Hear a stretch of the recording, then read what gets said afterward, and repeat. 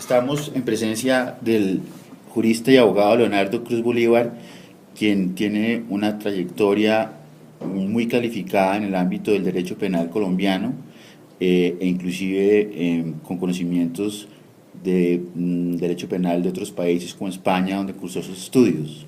El doctor Cruz Bolívar es abogado del Externado de Colombia y ha tenido una trayectoria brillante tanto desde la propia Fiscalía como desde la Oficina de Litigio en la firma del doctor Jaime Bernal Cuellar.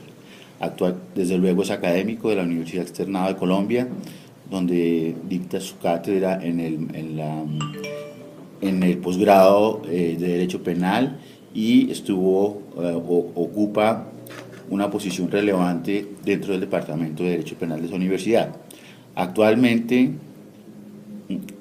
tiene su despacho particular de abogado y atiende casos grandes y muy sonados, desde luego, como buen penalista que es, que a lo largo de estos años le han forjado un nombre y una reputación que se encuentra supremamente bien consolidada en nuestro medio. Es por eso que hemos decidido entrevistarlo para efectos de este trabajo de periodismo digital, donde con sus palabras tendremos una visión panorámica de lo que es la problemática del hacinamiento de las cárceles en Colombia como un fenómeno de carácter político, sociológico y legislativo que afecta a la comunidad de quienes pagan sus penas en las cárceles de Colombia. En ese orden, hecha la presentación del doctor Cruz Bolívar, procedo entonces a iniciar la entrevista de conformidad con los términos siguientes. Doctor Cruz, sea tan amable de explicarle a la opinión, en principio de una manera general, cuál es su perspectiva sobre lo que ha sido este problema específico del hacinamiento de las cárceles en Colombia, cuáles son sus orígenes, sus causas y cuál ha sido su desarrollo en los tiempos pues, durante los cuales usted ha estado al frente del ejercicio de la profesión, que datan más o menos de 15 años atrás como buen abogado penalista. Bien, muchas gracias, doctor, por la presentación. Sí, realmente sí he tenido la oportunidad de tener contacto desde las tres esferas que usted acaba de mencionar, tanto como fiscal, como abogado y desde la perspectiva académica en relación con esta problemática que aqueja a nuestro país en el ámbito del hacinamiento carcelario, digamos, palabra ya de por sí que genera alguna, digámoslo así, hay inquietud en algunos funcionarios el simple hecho de hablar de hacinamiento carcelario. Nuestra situación carcelaria, digamos, el problema del hacinamiento carcelario es, primero, antiguo. Esa es una de las primeras circunstancias que hay que tener en cuenta. No es un problema nuevo, lo que ocurre es que ha tenido picos, es decir, momentos en los cuales se ha visto más por la sociedad y se ha hecho más complejo, y hoy, en nuestra era, en nuestro tiempo, en el día de hoy, ese problema se ha tornado o ha llegado a unos límites insostenibles dentro de la sociedad colombiana. Entonces, lo primero que nosotros tenemos que reconocer es que más o menos para los años 80 de nuestra época del siglo XX comienza a hablarse de este problema del hacinamiento carcelario, porque, digamos, los fenómenos delincuenciales más generalizados aparecen en nuestra realidad nacional y, digamos, el tema delincuencial comienza a ser catalogado, digamos, como una situación masiva en las grandes ciudades, ¿no? Si nosotros nos podemos analizar que para esa época, para los años 80, Bogotá, que podemos hablar de Bogotá y digamos como de primera mano, tenía los penales de la cárcel nacional modelo, la Picota y la cárcel distrital como los tres principales centros carcelarios, cada uno con un diferente enfoque, porque se supone que la Picota es la cárcel de sentenciados, la cárcel nacional modelo es la cárcel de las personas, digamos, provisionales de medida de aseguramiento, y la distrital llamada cárcel de paso. Pues desde luego nos vamos a dar cuenta que en los años 80 prácticamente teníamos las mismas cárceles que hoy en el 2014 tenemos en Bogotá. Eso nos puede dar una idea de la gravedad de la problemática que existe. Las cárceles, estas dos, principalmente la modelo y la Picota, han tenido algunas refacciones, reformas y ampliaciones a lo largo de los años. Pero no quiere decir esto que con eso se va a solucionar el problema. Eso es el primer aspecto, es decir, más de 30 años y tenemos los mismos centros carcelarios en una ciudad como Bogotá, que entre esa época y hoy casi ha doblado su población. Y obviamente el problema delincuencial ha ascendido por diferentes razones. Entonces, ahí tenemos una primera situación.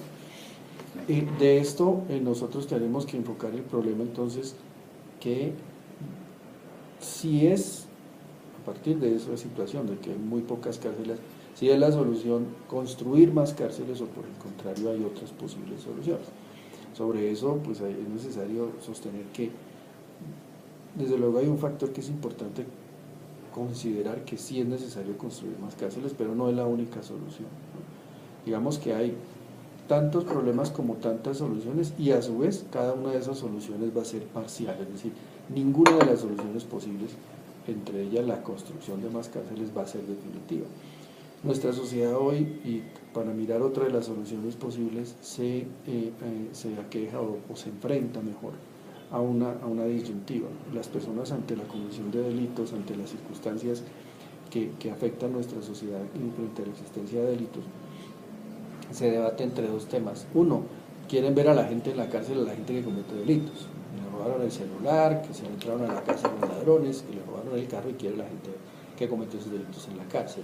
Pero a su vez se enfrenta al problema de que hay demasiada gente en la cárcel, y eso genera una problemática muy grande, es decir, como una especie de disyuntiva en donde van a la cárcel, pero allá no se soluciona el problema, y si salen de la cárcel tampoco se soluciona el problema. Entonces son unas circunstancias muy difíciles de afrontar.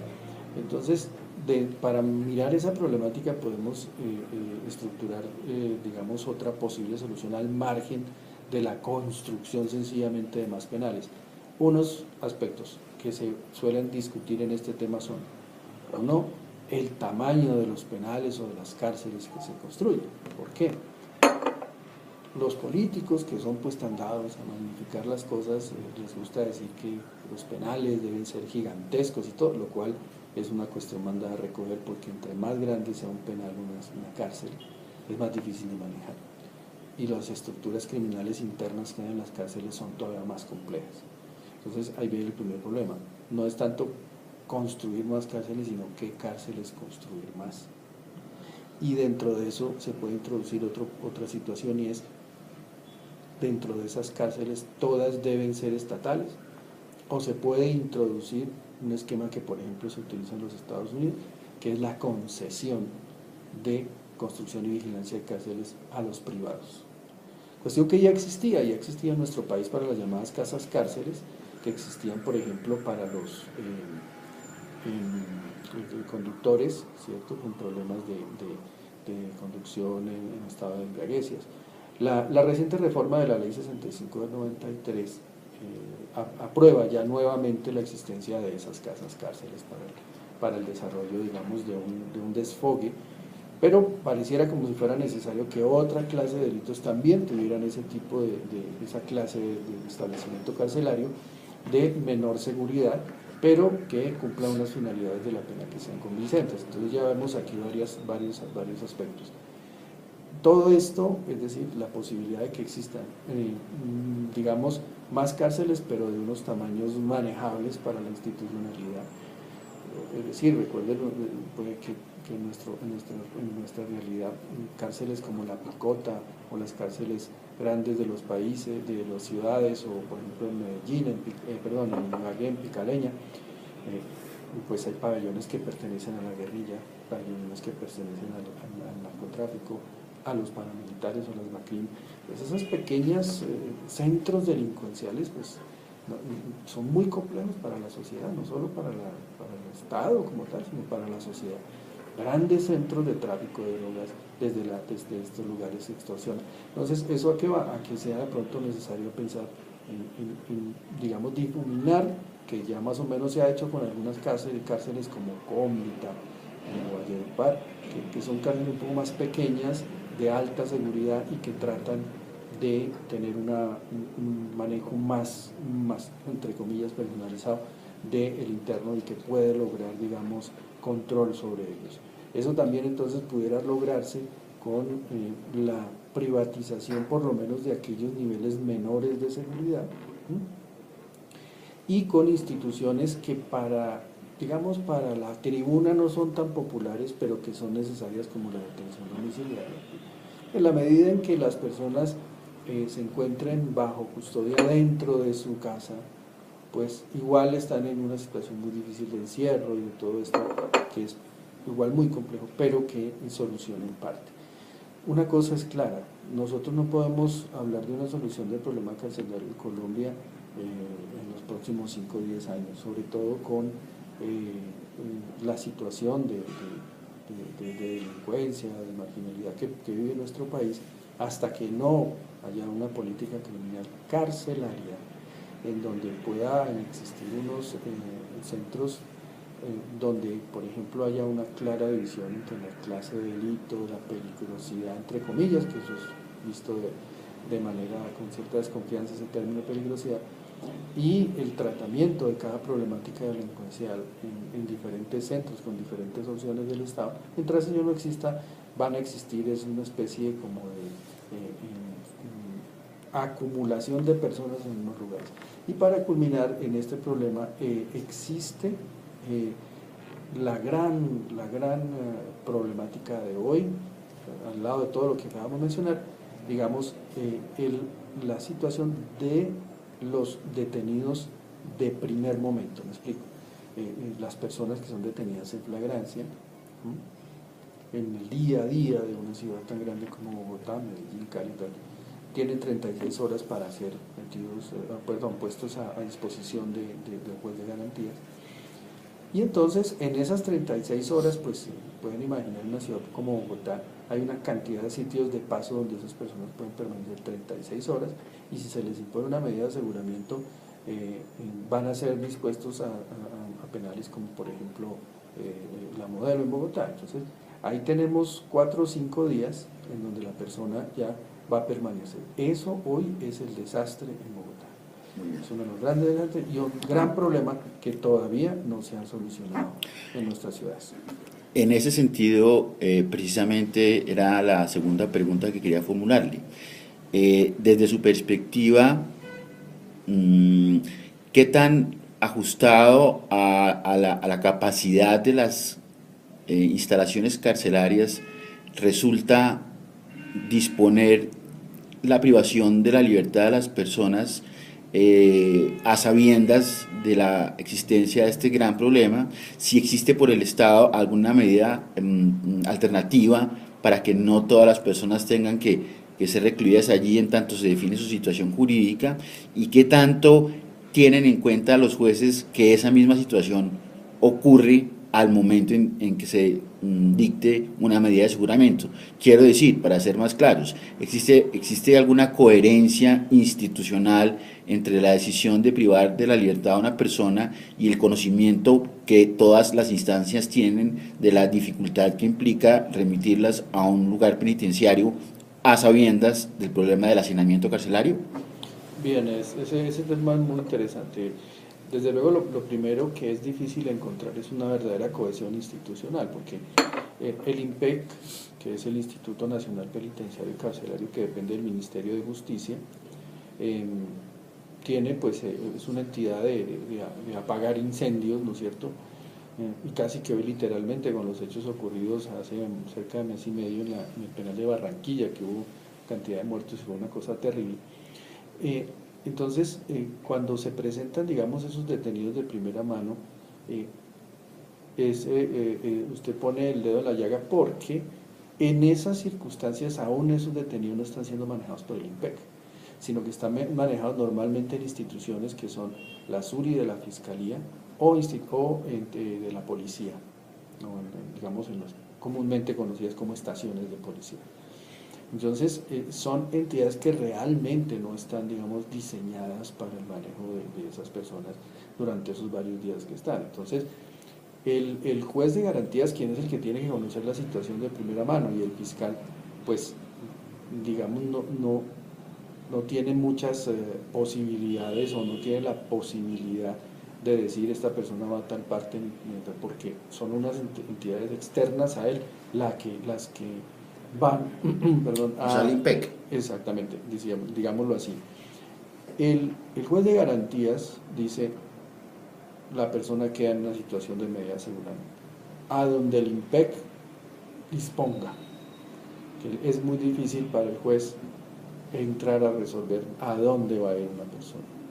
Es el IMPEC el que va a responder. Entonces la persona queda en manos de unos agentes ahí y ellos esperan turnos a ver dónde es, a ver, en el caso de Bogotá, si está en la modelo normalmente o si se puede llevar a la distrital, que es una cárcel, desde luego, cárcel, pero que pues igual ya internamente está bastante bien organizada. Pero lo que sí es que, y a lo que entiendo su pregunta, no hay una cohesión institucional lo suficientemente clara. Me explico. Un juez sabe, conoce que hay hacinamiento, sabe que, o le dicen que de pronto la persona que está a disposición y para el cual acaba de hacer su audiencia está, por ejemplo, en una estación de policía o en una casa de justicia, en una úrica. Eso lo sabe, pero que él pueda disponer algo diferente que decir que mire, esto va a manos del IMPEC y que el IMPEC mire a ver qué hace con ese señor, hasta ahí puede llegar el juez. Es decir, el juez no tiene un manejo sobre esas situaciones, por decir algo, que el juez supiera cuántos cupos hay, ¿sí? O que el juez, digamos, supiera en qué entidad, digamos, de acuerdo con la gravedad y las calidades del delito y de la persona, pudiera decir, bueno, al margen de lo que ocurre con detención domiciliaria, esta persona puede ir a tal cárcel o a tal otra. No tiene opciones, dárselo al IMPEC y ellos verán allá qué cupos hay y dónde hay. Muy bien. Ahora, entrando ya un poco al tema de fondo, usted que ha tenido la oportunidad pues, de conocer estos lugares por razón de su ejercicio profesional, seguramente no solo en Bogotá, sino en otras ciudades, tenga la gentileza de contarnos experimentalmente cómo se vive ese fenómeno en la realidad cotidiana de los presidiarios, cómo es la convivencia allí, qué tipo de limitaciones tienen en términos de salud, de comida, de independencia, de limpieza, en fin, como si fuera posible que nos diera una especie de radiografía de cómo es la vida en el hacinamiento en su dimensión real en nuestro país. Sí, el penal es una microsociedad, ¿no? Allí se reflejan lo bueno y lo malo de nuestra sociedad, ¿no? Entonces, como la situación, digamos, de nuestra sociedad es particularmente compleja en ciertas áreas, como por ejemplo la corrupción. Entonces yo creo que la cárcel es uno de los lugares más corruptos que hay, es lo primero, ¿no? Para que una persona pueda tener movilidad en una cárcel, una cama, un colchón, ¿no? O casi cualquier otro servicio vital tiene que pagar, ¿no? Y eso es una situación muy triste y muy delicada, que no se ha podido controlar por parte de las autoridades. Entonces las condiciones de salubridad ante la actual situación de hacinamiento pues son realmente preocupantes. Hace más o menos, en el último año ha habido varias epidemias, ha habido circunstancias de difícil manejo, no hay digamos, están tratando de generar las circunstancias para que una EPS verdaderamente pueda manejar las condiciones de los internos de manera digna. Hay que recordar que existen tutelas donde jueces han ordenado el no ingreso de personas a la cárcel. Prácticamente las tutelas han cerrado cárceles por situaciones de hacinamiento, de salubridad. La alimentación en las cárceles depende también del factor económico de cada interno.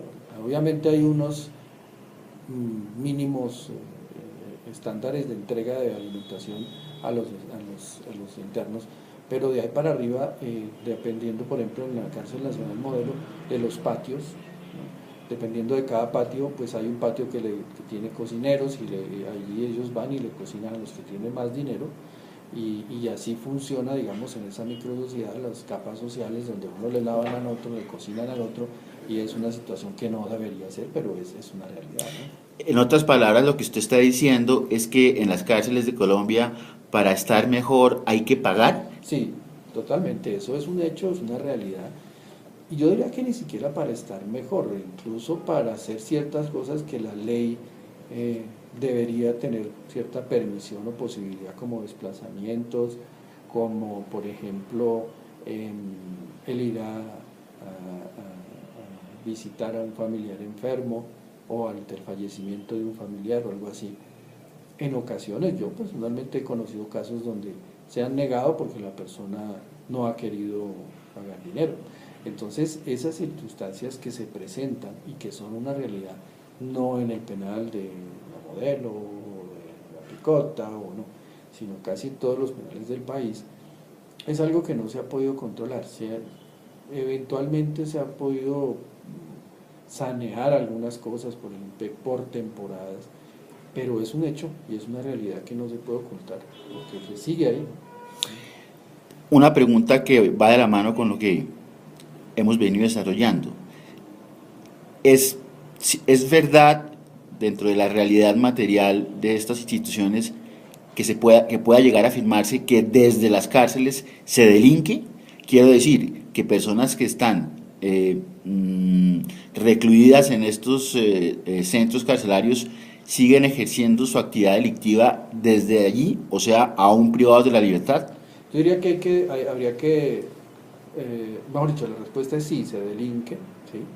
Pero habría que dividir la respuesta afirmativa, como lo es, en dos aspectos. Uno es la delincuencia interna de la cárcel, ¿sí? Es decir, al interior de la cárcel se ven vendetas, venganzas, tráfico de drogas, ¿sí? Tráfico de armas en ocasiones. Entonces, digamos, esa es la delincuencia interna, incluso llegan a haber homicidios, ¿no?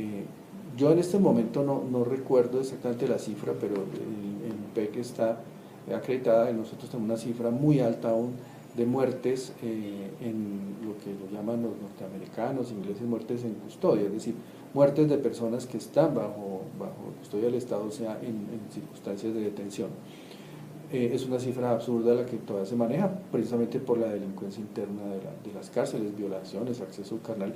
Esa es la delincuencia interna que existe y que está clara, digamos, que digamos sería dentro de lo grave, que es la menos preocupante. Y la otra, que es la más preocupante, es la cárcel como centro de operaciones de algunos delincuentes de alto poder, digamos, ¿cierto? Por ejemplo, ahora a raíz de la situación de Buenaventura, por ejemplo, se sabe que hay muchos, o se conoce que hay muchas personas relacionadas con las mafias que operan y que están en la cárcel y siguen delinquiendo de esa manera.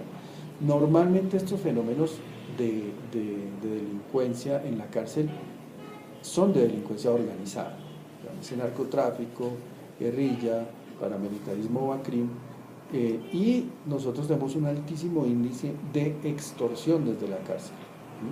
Es decir, tampoco podría citar las cifras, pero cualquier autoridad, digamos, de la Fiscalía, de las unidades anti-extorsión, puede dar un estimativo más o menos de cuál es el porcentaje de extorsiones que se cometen desde la cárcel.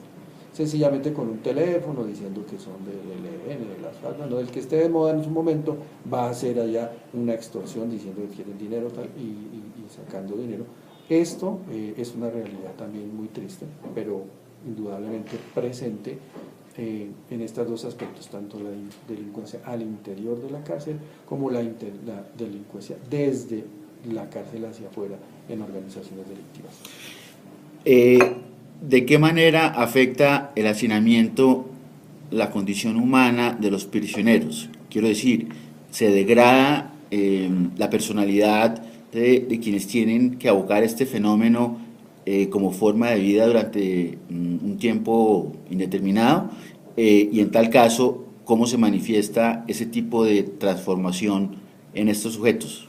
Sí, hay que partir del hecho de que ya la pena como tal es un atentado contra la dignidad, ¿no es cierto?, que es aceptado socialmente y visto como una necesidad pues por diferentes razones históricas y lo que sea, pero pues ya el hecho de encerrar a una persona con 4 paredes, así estas sean pues de la mejor calidad y en las mejores condiciones, va a ser un atentado con la dignidad, contra la dignidad. Ahora, si nosotros a eso le unimos las circunstancias en que se encuentran, yo diría que las cárceles de Colombia, y siendo un poco extenso, casi las de Sudamérica tienen más o menos los mismos problemas, encontramos que la dignidad del ser humano está pues llevada a su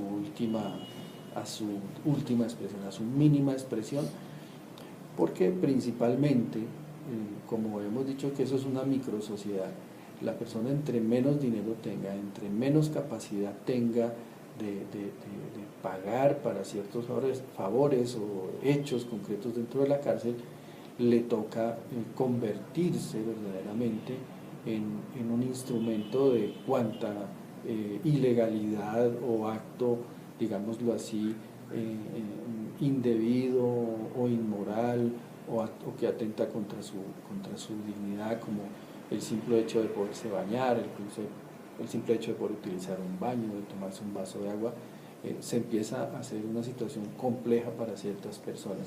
Baste nomás tener en cuenta que, por ejemplo, en algunas cárceles han existido que el ingreso, por ejemplo, de armas y de drogas se hace dentro de la misma comida de la cárcel, ¿cierto?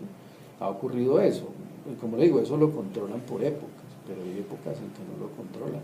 Entonces entra una olla de arroz gigante y ahí no viene arroz, no viene una capa de arroz y el resto viene drogas, y vienen armas y viene una cantidad de cosas.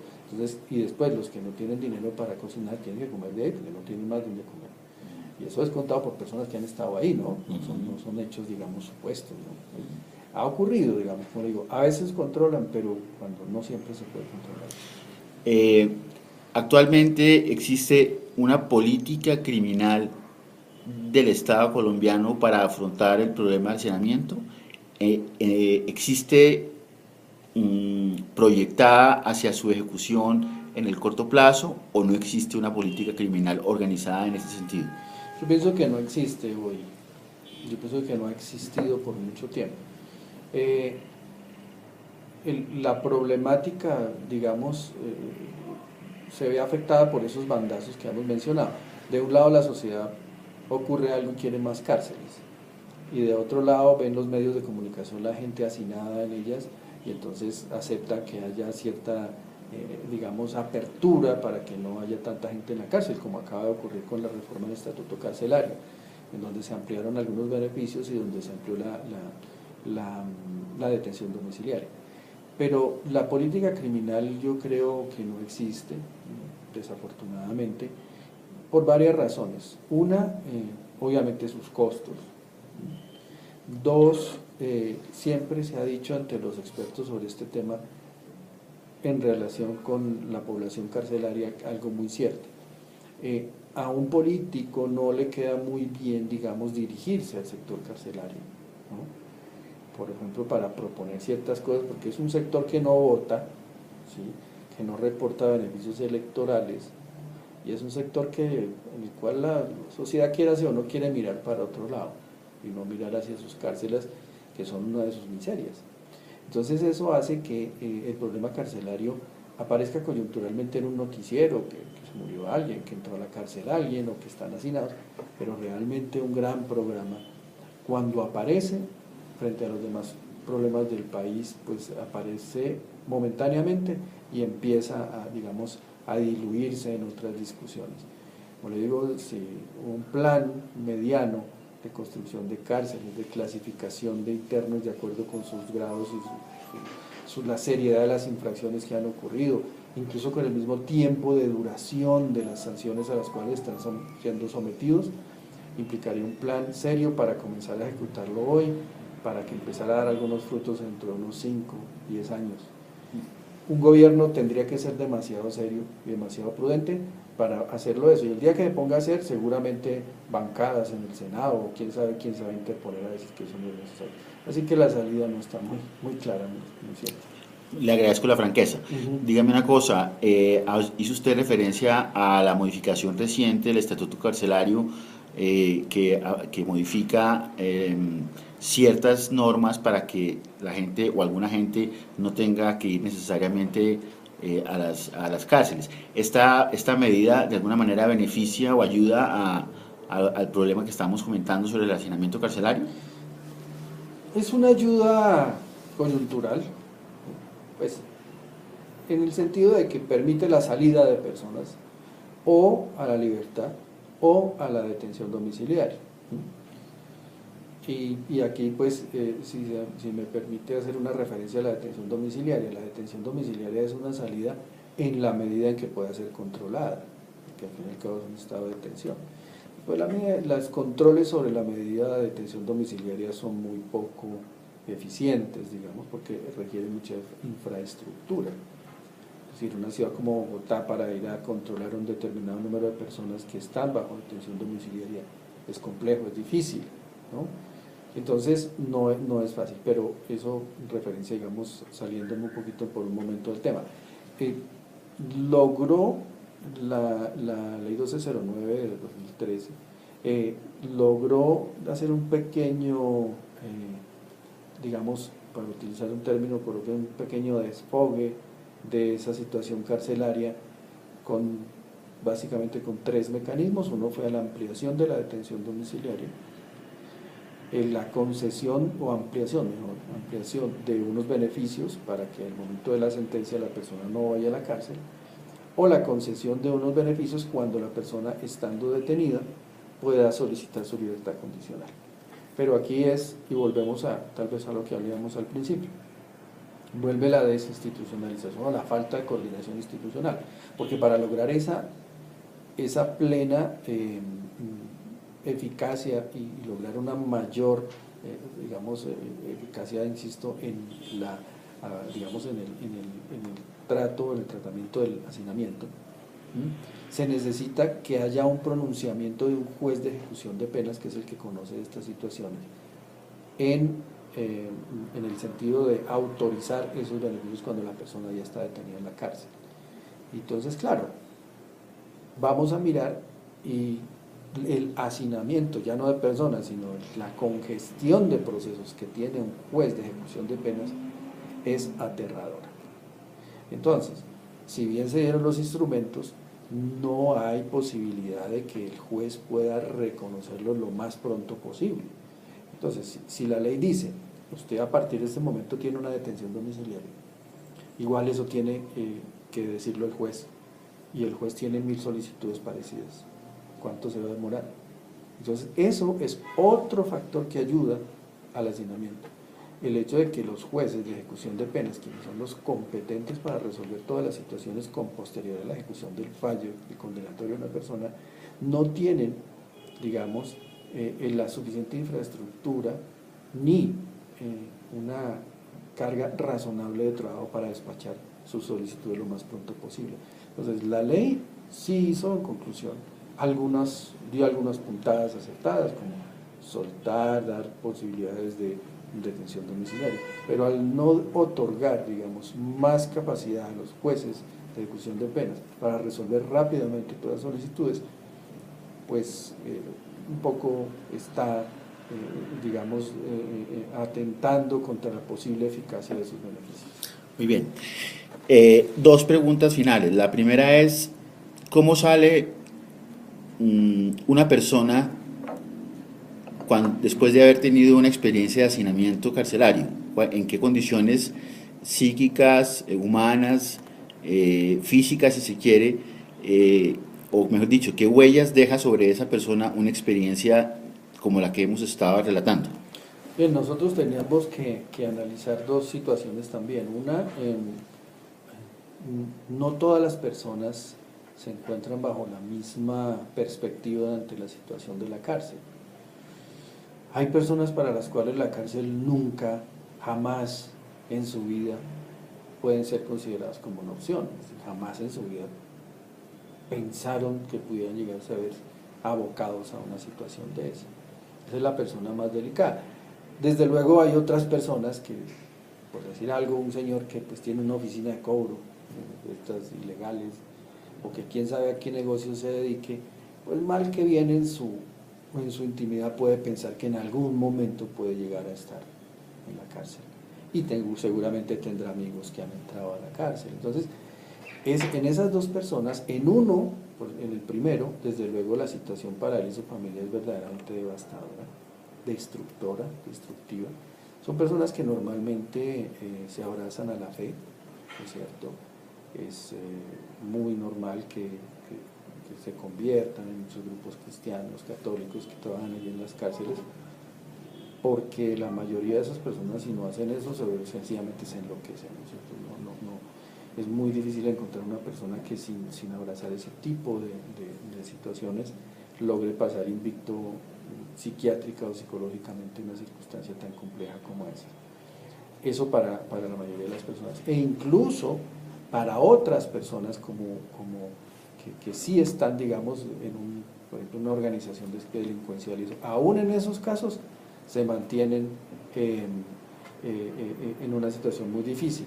Ahora, hay personas que tienen una entereza tal y son tan complejas en su personalidad que salen y lo hacen seguir buscando y encontrando retos en su vida, así sean delictivos, ¿no es cierto? Y pues por ahí hay personas así y salen desde luego muy afectadas y todo, pero bueno, de alguna manera logran salir, digamos, de alguna forma con la frente en alto, pero son muy pocas. La verdad es completamente devastador y es una experiencia que ofrece las peores situaciones para cualquier ser humano en nuestro medio. Yo los invito, si están mirando en algún momento este tema, en Noruega hubo hace algunos años una masacre muy delicada de Matón, y aparecieron en las noticias la celda en que iba a estar el que cometió la masacre. Yo creo que más de una persona en Colombia, si le dicen que va a pasar todo el tiempo en esa celda, pues se va para allá y comete una masacre con tal de estar el resto de su vida ahí, porque era una celda con vista 5 estrellas. 5 estrellas perfecta, ¿no? No, nosotros tenemos unas circunstancias muy difíciles, muy complejas, y en el cual una persona haya hecho lo que haya hecho, cambia su vida de una manera normalmente negativa, ¿no? Muy bien. Una cosa adicional, dentro de esta situación de hacinamiento, es claro que se afectan los derechos y las libertades de las personas registrados constitucionalmente, por ejemplo, el derecho a la intimidad, el derecho a la sexualidad, el derecho a la honra, el derecho a la dignidad. ¿Cómo se ve eso desde afuera, desde el punto de vista del jurista? Sí, pues se ve como algo de una percepción fácil para el ciudadano del común, pero que es muy difícil para la persona y su familia. Es decir, ya se podrá imaginar cualquier persona lo que puede significar, por ejemplo, desarrollar en la esfera de la sexualidad, por ejemplo, una persona detenida. Ver los sitios o los lugares donde se dice que puede existir una visita conyugal es algo totalmente denigrante para cualquier ser humano. Es increíble. Yo he hecho la posibilidad, por ejemplo, de hacer algún interrogatorio en algún centro carcelario, y en ese mismo sitio donde supuestamente hay visitas conyugales, ahí hacen interrogatorios y esto, porque sencillamente es como otra celda llena de pinturas en las paredes. Esto es una cosa muy difícil, y de ahí para arriba cada uno de las esferas vitales, decir, piense la visita de un hijo, de una hija menor a un centro carcelario de esas características. Muchas personas terminan diciendo: no quiero que me vean aquí, no quiero que me vean. Entonces eso hace que la verdad, pues la situación de la sanción sea o se vea desde la perspectiva del que ve el noticiero. De pronto un día por la tarde dice, o por la noche dice, no, que lo metan a la cárcel. Pero quien vive esas situaciones, quienes la conocemos, tenemos que ver un poco más de reflexión ante cualquier situación de eso, porque la anulación del ser humano es demasiado alta, más en nuestro medio. Doctor, muchas gracias. Una última pregunta. Desde su perspectiva, cómo están las cosas, ¿cuál es la visión de corto plazo, de mediano plazo y largo plazo de este fenómeno del hacinamiento que estamos analizando. Finalmente, ¿cuáles serían su gran conclusión y su gran aporte sobre la apreciación de esta realidad en las prisiones de Colombia? Pues primero mi visión sería pues un poco pesimista. Yo creo que más de lo mismo, es decir, la reciente ley de reforma va a generar una especie de paño de agua tibia en donde van a salir muchos de los cuales lamentablemente entrarán de nuevo y volverán a generar una situación de hacinamiento. Y entrarán otros en iguales circunstancias, llegando otra vez a la situación de hacinamiento. Es posible que esto haya servido de campana, sí, puede ser que algunos centros o algunas situaciones mejoren, pero lo que yo, pues modestamente como persona que se dedica a este mundo del derecho penal, creo, ¿no?, que debe existir es, ¿no?, básicamente una gran, digamos, un gran interrogante de parte del mismo estamento judicial y administrativo, es decir, el gobierno. La solución pasa por las dos, es decir, el IMPEC no puede solucionar solo el problema, los jueces tampoco, ni el legislativo aumentando y disminuyendo penas de acuerdo con los titulares de los noticieros, que eso es lo que pasa en nuestra realidad. Hasta que no exista una vía cohesionada entre los tres poderes para decir, bueno, vamos a hacer esto, sea aumentar los penales, darles otra dimensión. Me explico, cuando digo darles otra dimensión es puede privatizarse, puede concesionarse para ciertos delitos, que los privados hagan ciertos centros y allí se mantengan algunas personas. Mientras eso no tanto se haga o no se haga, sino se piense en cuáles son esas alternativas y se comiencen a generar esas alternativas. Y para no con el ánimo de hacer más compleja la respuesta, sino por ejemplificar. Fíjense ustedes que hasta hace más o menos 15 años no existía la detención domiciliaria en Colombia. Vino a existir a raíz de las reformas que se presentaron precisamente como alternativa a la cárcel. Entonces hoy en día está más aceptado eso. Entonces, así como se acepta eso, van a tener que aceptarse otras alternativas a la cárcel, ¿sí? Y la sociedad está preparada para tenerlas y para tratarlas, porque la simple encerrar a la gente, por ejemplo en el caso de Bogotá, en las mismas 3 cárceles que han existido toda la vida, desde luego no va a ser ninguna solución. Bueno, pues va a tener que aparecer unas nuevas alternativas y estudiarlas, y la sociedad va a tener que asumirlas de una manera u otra. Muy bien, creo que hemos hecho un muy completo recorrido sobre el problema del hacinamiento en las cárceles colombianas desde la perspectiva de quien trabaja profesionalmente en el ámbito del derecho penal, que tiene una relación directa pues con la libertad humana, en la medida en que son quienes están llamados a defender los derechos de quienes han sido llamados por la justicia precisamente para los efectos que corresponden. En ese sentido, quiero agradecer muy especialmente al doctor Leonardo Cruz Bolívar su participación, reiterar que este trabajo académico para la Universidad de los Andes pues tiene la perspectiva de poner en conocimiento de la opinión pública circunstancias ya muy en detalle, que quizás no son conocidas por la mayoría de la opinión, y que sea un aporte para el testimonio o para la opinión precisamente, conocer en profundidad una problemática que, como queda claro, afecta a la sociedad. Muchas gracias.